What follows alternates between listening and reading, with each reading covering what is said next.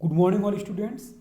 आज अपन यूनिट 4 के अंदर लिपिड मेटाबॉलिज्म के अंदर अपन बायोसिंथेसिस ऑफ कोलेस्ट्रॉल साइकिल पढ़ेंगे। It is a very important cycle exam point of view.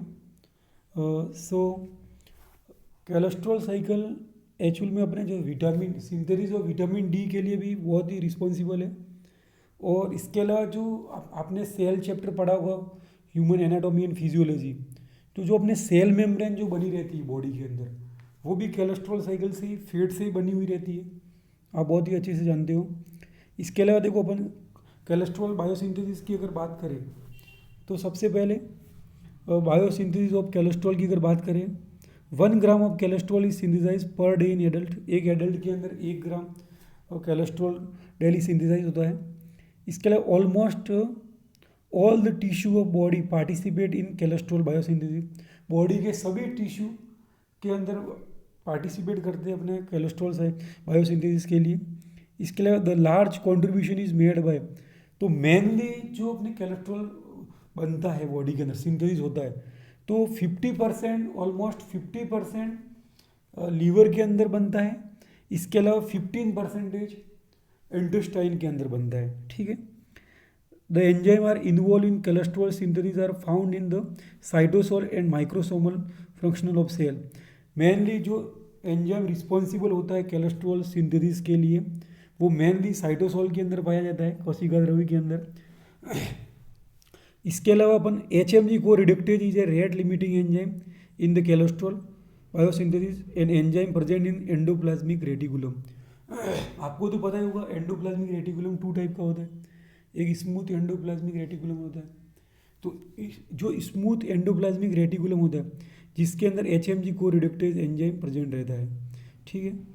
फिर अपन अगर बायो कोलेस्ट्रॉल साइकिल की अगर बात करें तो अपने synthesis of cholesterol in 5 step, अपने को ये 5 स्टेप याद करनी ही पड़ेगी। एक बार आप रिवीजन मार दीजिए। फर्स्ट स्टेप क्या होगी? Synthesis of HMG CoA reductase. फिर सेकंड स्टेप क्या जाएगी? फॉर्मेशन ऑफ मेवालोनेट जो 6 कार्बन एटम होता है। एंड थर्ड स्टेप क्या हो जाएगी? प्रोडक्शन ऑफ आइसोप्रेनोइड यूनिट जो 5 कार्बन का होता है। इसके अलावा नेक्स्ट स्टेप क्या होगी? द सिंथेसिस ऑफ स्क्वेलिन जो 30 कार्बन एटम होता है। और फाइनली आपको पता ही है 5 स्टेप क्या हो जाएगी? कन्वर्जन ऑफ स्क्विलिंग टू कोलेस्ट्रॉल, जो आपको पता है कोलेस्ट्रॉल कितने कार्बन का आइटम रहता है? 27। ओके, अभी आपकी स्क्रीन पे नज़र आ रहा होगा आपको। सबसे पहले देखो, आपको पता है 2 एसिटाइल को, अभी लास्ट साइकिल अपन ने जो पढ़ी थी, कौन सी पढ़ी थी आपको पता है कि नहीं? फैटी एसिड मेटाबॉलिज्म या बीटा ऑक्सीडेशन साइकिल। तो आपको पता ही है एक acetyl co is equal to कितना होता है? 2 कार्बन एटम। तो यहाँ पे 2 एसिटाइल को दोनों मिल के क्या करेंगे? यहाँ पे को एंजाइम ए अटैच होगा, और आपको पता है को एंजाइम ए के साथ थायो ग्रुप प्रेजेंट रहता है, तो इसीलिए यहाँ पे एंजाइम कौन सा आ जाएगा? थायोलेज एंजाइम आ जाएगा। तो थायोलेज एंजाइम की प्रेजेंस में एक acetyl co is equal to 2 carbon, तो 2 acetyl co convert into aceto acetyl co. तो अब ये 2 एसिटाइल को हो गया 4 कार्बन का, तो एसीटो एसिटाइल को भी कितना हो जाएगा? 4 कार्बन एटम हो जाएगा। इसके बाद यहाँ पे क्या हो रहा है? ये एसीटो एसिटाइल को जो 4 कार्बन एटम है, इसके अंदर एक एसिटाइल को और आके मिल गया, तो जो एसीटो एसिटाइल को है वो 4 कार्बन का है, और एक एसिटाइल को 2 कार्बन का और आके मिल गया, तो जो एसीटो एसिटाइल को से HMG को रिडक्टेज एंजाइम की प्रेजेंस में नेक्स्ट क्या बनेगा? HMG को। तो ये जो HMG को कितना होगा भाई? Aceto acetyl 4 carbon, 2 carbon acetyl co attach हो गया, तो टोटल 6 कार्बन एटम क्या हो जाएगा? HMG को। ठीक है। अब ये HMG को किस में कन्वर्ट हो रहा है? HMG को रिडक्टेज एंजाइम की प्रेजेंस में। अब HMG को रिडक्टेज एंजाइम की प्रेजेंस में क्या यहाँ पे क्या हो रहा है? डिहाइड्रोजिनेशन हो रहा है, मतलब NADPH से एक हाइड्रोजन का मॉलिक्यूल वहाँ से रिमूव हो रहा है, अलग हो रहा है। तो अब HMG को जो 6 कार्बन एटम था, अब ये किस में कन्वर्ट हो रहा है? मेवालोनेट के अंदर। ठीक है। अब ये मेवालोनेट में कन्वर्ट हो रहा है। अब ये मेवालोनेट भी कितना हो जाएगा? 6 कार्बन एटम। फिर यहाँ पे क्या हो रहा है? यहाँ पे 2 स्टेज हो रही है। अब फर्स्ट तो क्या हो रहा है? 3 ATP इन्वॉल्व हो रहे हैं, और आपको पता है जहाँ पे भी अगर ATP इन्वॉल्व होंगे, इसका मतलब वहाँ पे फॉस्फोराइलेशन होगा। फॉस्फोराइलेशन से ही तो अपने को ATP मिलेगा। तो 3 ATP यहाँ पे यूज आ रहे हैं, तो यहाँ पे फॉस्फोराइलेशन होगा। और क्या होगा इसके अलावा, यहाँ पे डी कार्बोक्सिलेशन होगा। तो डी कार्बोक्सिलेशन मतलब एक कार्बन का मॉलिक्यूल, एक CO2 का मॉलिक्यूल यहाँ से रिमूव हो जाएगा। अब ये मेवालोनेट 6 कार्बन एटम था, इसमें से एक कार्बन CO2 का मॉलिक्यूल रिमूव हो गया। तो अब ये जो नेक्स्ट प्रोडक्ट बना अपने आइसोप्रेनोइड यूनिट या फिर आइसोपेंटेनाइल पायरोफॉस्फेट, तो ये कितना हो जाएगा, मेवालोनेट 6 कार्बन था, एक कार्बन निकल गया तो क्या हो जाएगा, आइसोपेंटेनाइल पायरोफॉस्फेट 5 कार्बन का हो जाएगा। अब इस रिएक्शन को अपन आगे बढ़ाते हैं, तो ये नेक्स्ट स्लाइड की तरफ देखो, आपको दिख रहा होगा आपको ये स्क्रीन पे। अब ये आइसो पेंटेनाइल पायरोफॉस्फेट 5 कार्बन का है, ठीक है, मतलब एक आइसोप्रीन यूनिट। तो ये अब एक आइसोप्रीन यूनिट आके और जुड़ गई, तो मतलब टोटल अगर 2 आइसोप्रीन यूनिट होगी, तो इसका मतलब अब यहाँ पे क्या हो जाएगा, ये 2 आइसोप्रीन यूनिट मिल गए, 5 कार्बन की एक आइसोप्रीन यूनिट थी, तो 2 आइसोप्रीन होने के बाद जो नेक्स्ट प्रोडक्ट बनेगा जीराइल पायरोफॉस्फेट। अब ये जीराइल पायरोफॉस्फेट क्या हो जाएगा, 5 + 5 कितना हो जाएगा, 10 कार्बन एटम, ठीक है। अब इस जीराइल पायरोफॉस्फेट के अंदर एक आइसोप्रीन यूनिट का और कंडेंसेशन हो गया, मतलब आके जुड़ गया। तो अब 10 कार्बन एटम की तो जीराइल पायरोफॉस्फेट था, और एक आइसोप्रीन यूनिट ओके 5 कार्बन की और अटैच होगी। तो टोटल ये जो नेक्स्ट जो अपने प्रोडक्ट बना है फर्नेसल पायरोफॉस्फेट, अब ये कितने कार्बन का हो जाएगा, 10 + 5 कितना हो जाएगा, 15 कार्बन एटम, ठीक है। अब यहाँ पे क्या हो रहा है, एक फर्नेसाइल पायरोफॉस्फेट कितने कार्बन का, 15 कार्बन एटम का।